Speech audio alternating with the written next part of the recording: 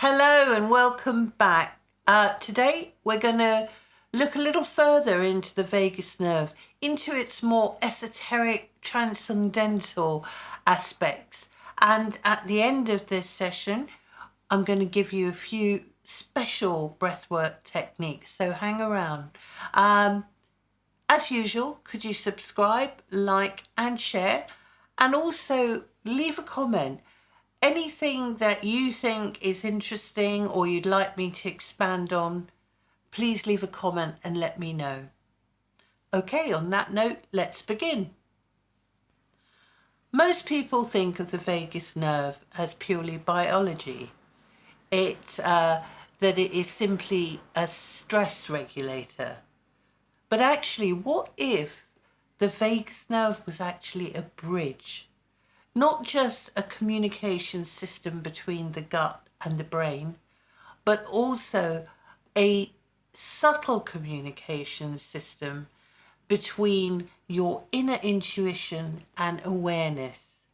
Now, as usual, I try to back most of what I say with science, but in this case, when we come to the more subtle aspect of the vagus nerve, science hasn't quite caught up with ancient wisdom. It's beginning to. You can certainly see this with neuroscience. Now, if you could imagine the vagus nerve as a silver thread running right through the body, and as it begins to regulate and bring your body into balance, there is a sense of real calm. And within your awareness, there is a potential for great expansion and wonder. Now, the main aspect of this is that the vagus nerve actually, when it's regulated and not out of balance, allows the brain to become much more introspective. It allows it to go inward. And this is the key to opening the gateway of consciousness. In previous episodes, we've actually talked about brainwaves, but I'm going to go over them again, particularly in relation to the vagus nerve. So when the vagus nerve is out of balance, we tend to suddenly fall into what is called high beta frequencies. And this is where we become more restless, we overthink things, we become hyper alert, our breathing becomes much faster. And fundamentally, we become very, very stressed.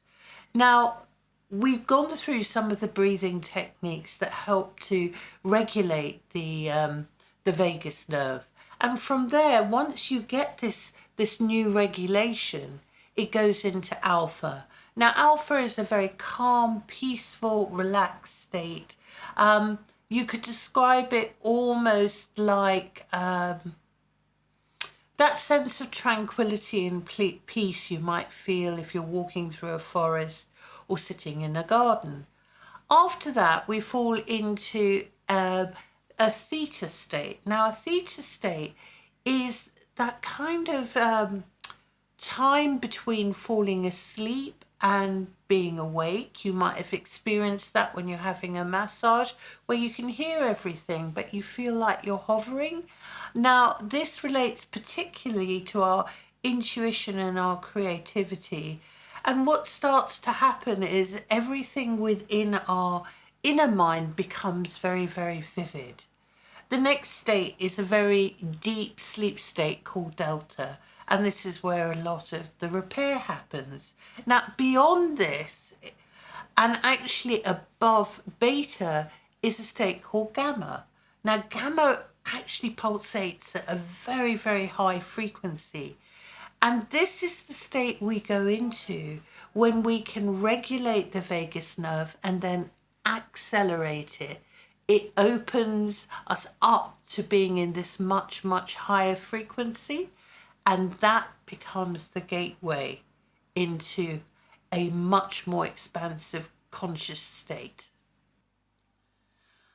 So how do we get to this state of expansive consciousness? Well, there's actually a cast of characters involved, and I'm going to go through them and try and explain how they work together. So of course the vagus nerve plays a huge part. Let's call him the main character or her the main character. And she runs alongside the spine, not in the spine. It's actually attached to the neck, and then it's free and works its way down through the body. Now, what's really interesting is along this pathway, there are energy centers called chakras. These are little wheels that whirl around and are a bit like antennae. Now, at the base, we have the root chakra. This is at the tip of the coccyx. Then at the belly button, we've got the sacral chakra. This is very much to do with our sense of passion and adventure and exploration. Then sort of just between the diaphragm and the belly button, we've got the solar plexus. Then we have the heart chakra, which is just in the sternum, and then the throat chakra. So it actually influences a whole load of different energy centers. Now, alongside this, we have the cerebrospinal fluid. Now, this runs up and down the body bilaterally, and fundamentally, it runs between, it's if you like, an elixir that lubricates the brain and the spinal nerves, and it travels up and down. Now, in the Hindu tradition, they talk about a serpent that's coiled at the base of the spine, and when it's released, that's when you get enlightenment. This is called Kundalini rising, and basically it's this burst of cerebrospinal fluid working up the spine and activating a gland called the pineal gland. And this gland actually sits right in the center of your brain. It's very, very tiny, but it's an incredibly important and dynamic part of our brain. It actually produces the serotonin that affects our sleep cycles.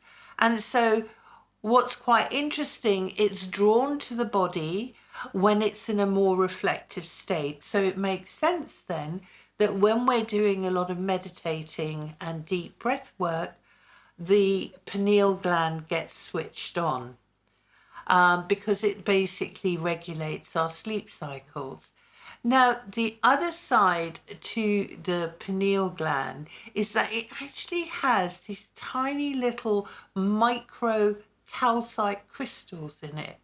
And these crystals are piezoelectric. So it's a little bit like a crystal radio, that when a pressure is applied to it, it activates and it creates a spark. Okay? So what actually happens, in fact, is this cerebrospinal fluid travels down the spine, and as you're doing these advanced breathwork techniques, they start to modulate this fluid, and they pump it up, and then it enters into the brain through the ventricles, and this creates a reservoir which overfills, and it creates a pressure that then activates the pineal gland. And when this sparks, it actually throws the pineal gland open to the biofield. So the biofield we could call the quantum field. And actually, the most interesting thing of all I find about this is when this happens, the brain goes into a state of coherence. And what this means is that every part of the brain, the two left and right lobes, the front and the back, all oscillate or vibrate at exactly the same frequency. How magical is that? So in summary, think of the vagus nerve as the connecting cable, okay? That connects everything. Then we have the cerebrospinal fluid, the fluid that goes up and down the spine. Think of it as like hydraulic fluid or an elixir that activates the pumping action, the pressure. It offers the pressure to push the fluid up. And then Last but not least, we have the pineal gland, and the pineal gland is a receiver as well as a transducer. Transducer means something that is able to convert energy. And in this case, it converts energy, it flips a switch that opens you into the biofield or this quantum consciousness. Now, the interesting thing is you then become a receiver and also a transmitter. And this is what it means to open the gateway into quantum consciousness. So for the whole of August, I'm going to offer a 20% discount on all of our products, whether it's the physical products or our experiences, to you as a thank you for being part of my journey. Now, the information is in the description below, along with the code. So thank you for being part of my journey.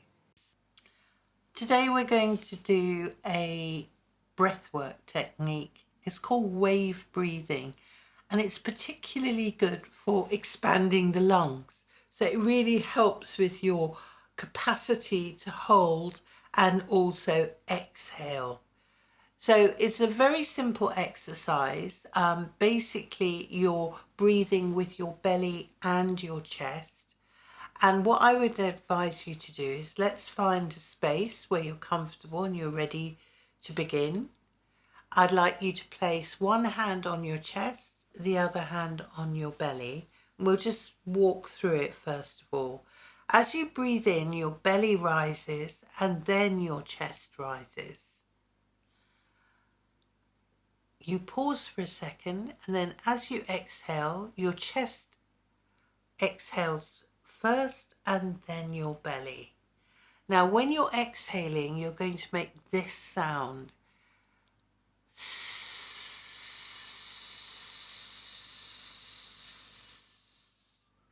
And pause. And as you breathe in, the belly fills up. And then the chest. Hold the breath. Breathing out.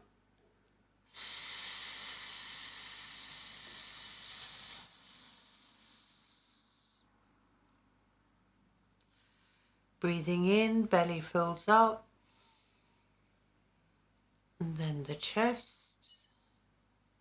Hold the breath for a second. And as you breathe out,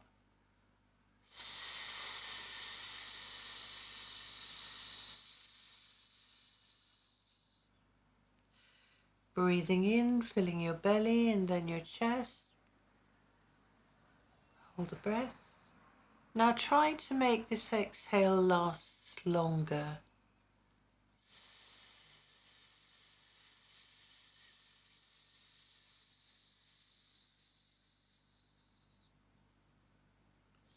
Breathing in.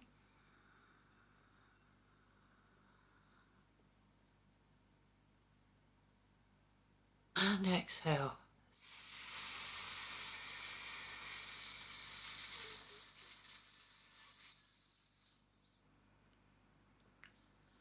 Breathe in. Belly expanding, chest filling up, holding at the top. As you exhale, making the sound, chest deflates, belly deflates back to the spine. Breathing in.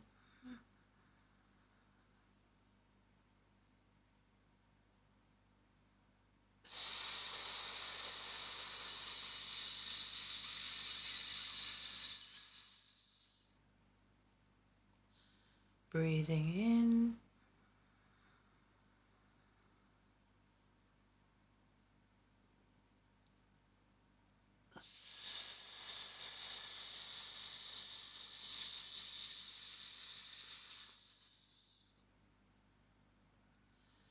Inhale.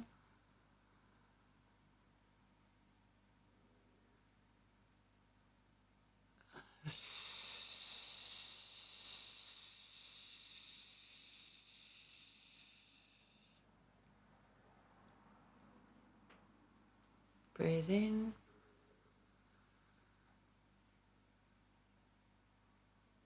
Exhale. exhale.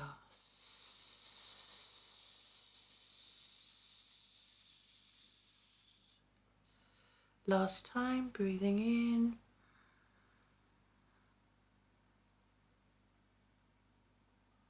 Exhale, slow and long.